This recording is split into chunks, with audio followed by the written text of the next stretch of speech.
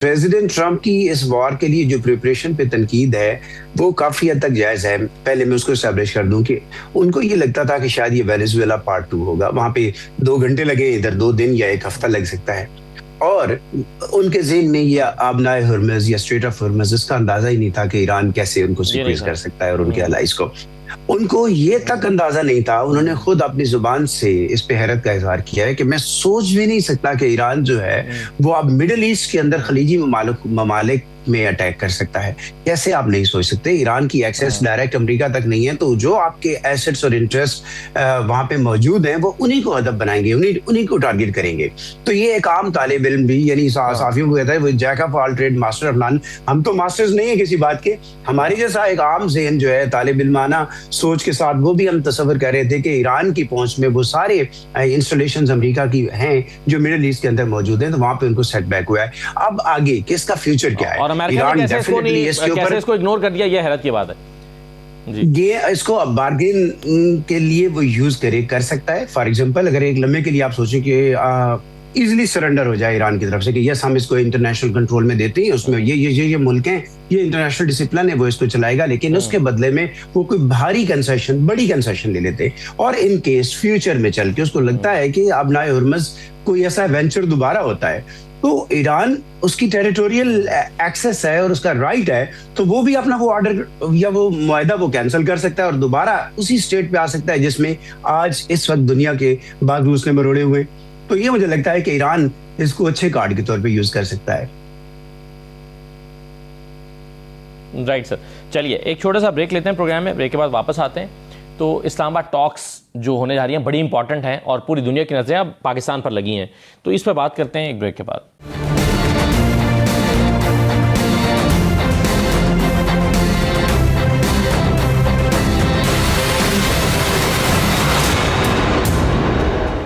Break के बाद दोबारा खुशामदीद। डॉक्टर मारिया सुल्तान साहिबा, अभी ब्रेक पर जाने से पहले हम एक चीज़ पर डिस्कस कर रहे थे, मैं चाहूँगा पहले आप उस पर कमेंट कर दीजिए और फिर हम इस्लामाबाद टॉक्स पे आ जाएं। आपसे सवाल यह है कि एक तो जो ईरान की शराइत हैं जिससे वो चाहता है कि मुआवजे की अदायगी हो, वो रीबिल्ड कर सके, फिर वो चाहता है कि उसका स्ट्रेट ऑफ हॉर्मुज़ पे कंट्रोल रहे, वो चाहता है कि मुस्तकिल तौर पर जंगबंदी हो, दोबारा उस पर हमला ना किया जाए, और ख़ास तौर पर स्ट्रेट ऑफ हॉर्मुज़। आपके ख्याल में स्ट्रेट ऑफ हॉर्मुज़ का फ्यूचर क्या है और ईरान की ये शराइत क्या अमेरिका मान सकता है?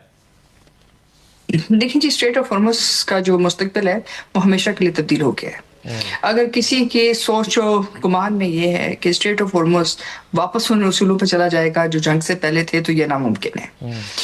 दूसरी बात यह है कि जाहिर है इस वक्त दो चीज़ों पे बहस चल रही है। एक कस्टमरी इंटरनेशनल लॉ जिसके टैक्स लॉक्स के मुताबिक ये है कि जी आप बैन अक़वामी समुद्री राहदारी को उसी तरह इस्तेमाल करने का हक रखेंगे नॉन डिस्क्रिमिनेटरी बेसिस पे जो लोग भी इसको एक गुज़रगाह के तौर पर इस्तेमाल करना चाहते हैं। ईरान का मौक़िफ़ ये है कि एक जगह पे ये स्ट्रेट्स 12 नॉटिकल माइल्स के अंदर आती है, इन 2 जगह के ऊपर जो ईरान के कोस्टल वाटर्स के बराबर है, और इसके ऊपर ईरान की जो कोस्टल वाटर्स या ईरान की टेरिटोरियल सॉवरेनिटी है वो लागू होती है, और उस नुक्ते नज़र से ईरान जो है पैसे मांग सकता है। तो जो सूरत हाल है वो ये है कि ईरान ने बहुत इंटेलिजेंटली स्ट्रेट ऑफ हॉर्मुज़ के अंदर उन्होंने एम्बार्गो लगाई है, यानी कि उन्होंने क्लोज नहीं किया, यानी कि इसमें जो ममालिक उनका उन्होंने कहा जैसे पाकिस्तान, चीन, रूस या कुछ और न्यूट्रल पार्टीज जो उनका ख्याल था कि वो जंग के अंदर हिस्सेदार नहीं है, उनको जाने दिया। लेकिन जो बाकी ममालिक की जो शिप्स थी उनको उन्होंने कहा कि ये क्योंकि जानिबदार हैं और जंग के अंदर अमन के अंदर एक चैलेंज है, तो इसलिए इनको हम नहीं जाने दे रहे। तो एक लिहाज से आर्टिकल 38 और जो स्लॉक्स का जो लॉ है उसको उन्होंने इस्तेमाल किया है, और इस वक्त ये कहना कि मुस्तकबिल में ईरान के बगैर स्ट्रेट ऑफ हॉर्मुज़ खुल सकती है, ये नामुमकिन है। कंट्रोल किसका रहेगा हॉर्मुज़ के ऊपर? मेरे ख्याल से मुश्तरका कंट्रोल होगा जिसके अंदर ईरान भी होगा, अमेरिका भी कुछ हद तक वहाँ कोशिश करेगा। मशरक़ देखिए लॉ ऑफ द सी के मुताबिक तो सिर्फ उन ममालिक का हिस्सा बनेगा जिसमें ओमान आता है और ईरान आता है। बाकी जो मशरक़ वस्ता के ममालिक जैसे पाकिस्तान हो गया, यानी कि जो स्ट्रेट ऑफ हॉर्मुज़ की दूसरी तरफ है, वो भी इसमें कोई रियल रोल प्ले कर सकते हैं।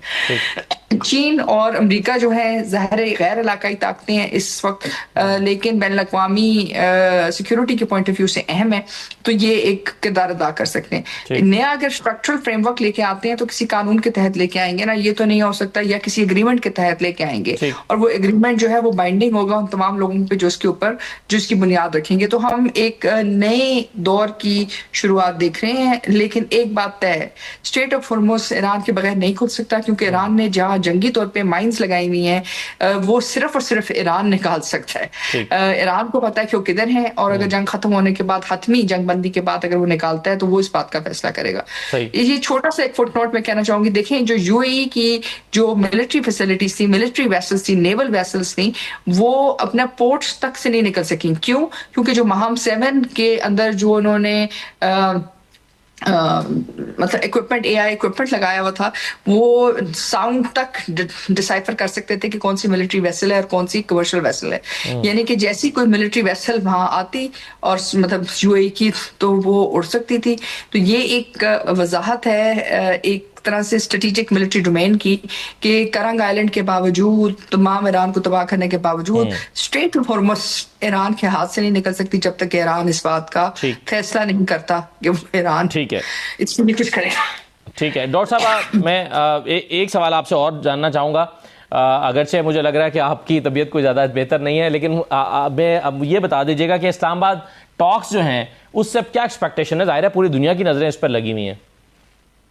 देखिए, इस वक्त दुनिया को 3 खतरात थे और इस्लामाबाद टॉक्स जो है बुनियादी तौर के ऊपर इनको एड्रेस करेंगे। एक तो ये है कि दोबारा जो नेक्स्ट फेज है जंग का वो शुरू ना हो, तो ये एक सबसे पहली एक्सपेक्टेशन है कि नेगोशिएशन ज़ाहिर है एक दिन में तो नहीं खत्म होंगी। ये तो नहीं है कि वो कमरे में जाएंगे और बाहर निकलेंगे और सारा कुछ एग्री हो जाएगा।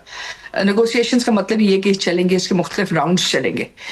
दूसरा ये है कि स्ट्रेट ऑफ हॉर्मुज़ की तिजारत खुल जाए। स्ट्रेट ऑफ हॉर्मुज़ की तिजारत आपने 2 हफ्ते के लिए खोल ली है, अगर उसको आप जॉइंट मैकेनिज्म के थ्रू भी अगर चला लेते हैं तो ये दुनिया के लिए एक बहुत बड़ी लाइफ लाइन है, दुनिया की आबादी के लिए लाइफ लाइन है, दुनिया की मईशत के लिए एक बहुत बड़ी लाइफ लाइन है।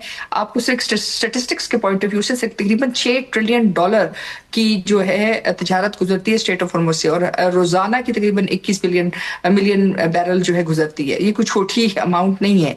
और इसका मतलब ये है कि इस वक्त दुनिया की जो एक्सपेक्टेशन है ये इन 2 चीज़ों पे। और तीसरी चीज़ जाहिर है जो हर कोई चाहता है, लेकिन हर एक की ज़बान पे है लेकिन कोई कहना नहीं चाहता, वो ये है कि जो वॉर का डैमेज हुआ है मिडिल ईस्ट को, मशरक़ वस्ता को, ईरान को, अमेरिका को, वो आफ्टर ऑल रिकवर तो करना है। अब वो उसको रिकवर कैसे करेंगे? रिकवर उसी वक्त कर सकते हैं अगर मशरक़ वस्ता दोबारा पुरअमन होता है। इसमें से जो सबसे बड़ा लूजर है, मेरे ख्याल से, मेरी असेसमेंट गलत भी हो सकती है, लेकिन सबसे बड़ा लूजर जो है इसमें इजराइल रहा है। अच्छा, देखिए, अमेरिका भी कुछ ना कुछ वापस नेगोशिएट करके नेगोशिएटिंग टेबल पे आ गया है। अगर वो ईरान के साथ लॉन्ग टर्म पीस कर लेता है तो तब वो अपनी पोजीशन मिडिल ईस्ट में सिक्योर कर लेगा। मशरक़ वस्ता के जो ममालिक है, अगर वो पाकिस्तान के साथ STMA करते हैं या इसके साथ ईरान के साथ पीस करते हैं, तो एक लिहाज से उनकी जो उनका मैजिक था वो ये था कि जी ये पुरअमन है, ये सबसे सेफेस्ट जगह है, दुनिया में कभी कुछ नहीं होगा, बुर्जुल अरब यहाँ तो फलाना, तो ये सारी चीजें जो है एक तरह से दोबारा एक उसमें मोमेंटम भी आ सकता है और एक बेस भी आ सकती है। यानी कि हर कोई किसी ना किसी तरीके से वापस रीबिल्ड हो सकता है, ये जो जितने लोग इफेक्टीज हैं। लेकिन जो सबसे बड़ा इफेक्टी है वो इजराइल है। अब इजराइल को इशू ये है, और ये सबसे बड़ा स्पॉइलर भी बनेगा, क्योंकि इजराइल का ख्याल ये था कि ये ग्रेटर इजराइल के लिए शुरुआत बनेगी। सऊदी अरेबिया, पाकिस्तान, ईरान आपस में लड़ेंगे, बाकी मशरक़ वस्ता के ममालिक भी लड़ेंगे, अमेरिका और इजराइल जो है आगे जंगी अहदाफ हासिल करेंगे और एक तरह से दोनों साइडें एक दूसरे को तबाह कर देंगे। और उसके बाद इजराइल जो है वाहिद इकोनॉमिक कंट्री होगी जो आयरन डोम के जरिए महफूज रहेगी। आयरन डोम भी नीचे गिर गया, इजराइल को पहली दफा अपना इलाका देना पड़ा। इजराइल के अंदर इजराइल के जो शहर हैं वो पहली दफा लाइफलेस हैं। इस वक्त उनकी जो सैलिनेशन प्लांट्स हैं वो कंटेमिनेटेड हैं। 70 मिलियन जो लोग हैं इजराइल के अंदर, वो जो पानी पी रहे हैं वो गैर महफूज है, क्योंकि उनके अपने जो ट्रीटमेंट प्लांट्स हैं उनके केमिकल्स उसके अंदर मिक्स हो गए। तो ये वो रियलिटीज हैं जो इनको बिल्ड करते करते कम अज कम एक नहीं तो 2 दिहाइयां तो चाहिए। लेकिन इसके पैसे कौन देगा? मेरे नहीं ख्याल से कि अमेरिका देगा। जो अमेरिका इजराइल डिफेंस अलायंस है वो शायद रिव्यू हो, उसकी नई अलायंसेस निकले। सही। सो आपने कहा सबसे बड़ा लूजर भी इजराइल है और सबसे बड़ा स्पॉइलर भी वही हो सकता है आने वाले दिनों में। असद हसन साहब, क्या वॉशिंगटन तेहरान के साथ मामला तय करने के लिए इस्लामाबाद पर डिपेंड कर रहा है, ये कहना सही होगा? देखिए, इस्लामाबाद फैसिलिटेटर है, इस्लामाबाद इसमें सालिस नहीं है, फैसिलिटेटर है, इंगेज किया। और इस्लामाबाद की खुद इस्लामाबाद की अपनी जो है वो ख्वाहिश होगी कि वो इसमें कोई गारंटर के तौर पे ना सामने आए, क्योंकि गारंटर को अल्टीमेटली कहीं ना कहीं रिस्पॉन्सिबिलिटी लेनी पड़ती है। और आपका जो ये सवाल है कि इन इन मुज़ाकरात का हासिल क्या हो सकता है, मेरी असेसमेंट है, मुझे ये लगता है कि दोनों बड़ी जो पार्टियां हैं, अमेरिका और इसराइल, वो एक दूसरे को फेस सेविंग जरूर देंगी, क्योंकि दोनों इसमें से अब एग्जिट चाहती थी वार से। दोनों के लिए ये बात बहुत आसाब शिकन रही है, दोनों के लिए इसकी बहुत बड़ी मुआशी कीमत रही है। ईरान के लिए तो ज़ाहिर है उसकी ज़िंदगियों की भी एक बड़ी कीमत है, उसकी लीडरशिप जो है वो एलिमिनेट की गई है। सो मुझे लगता है कि फेस सेविंग देंगे, लेकिन ऑफ कोर्स ये कोई 2-3 दिन या एक दिन जितना भी ये मुज़ाकरात का सेशन होता है, शायद ये किसी टर्म्स ऑफ रेफरेंस पे इख्तिताम पजीर हो, जो आगे ये इंडिकेट करे कि आगे चल के ये मुज़ाकरात का सिलसिला जारी रहेगा, जो शायद कई महीनों या कई बरसों तक चलता रह सकता है। लेकिन इस वक्त मुझे लगता है कि दोनों पार्टियां एक दूसरे को फेस सेविंग और सेफ एग्जिट देंगी।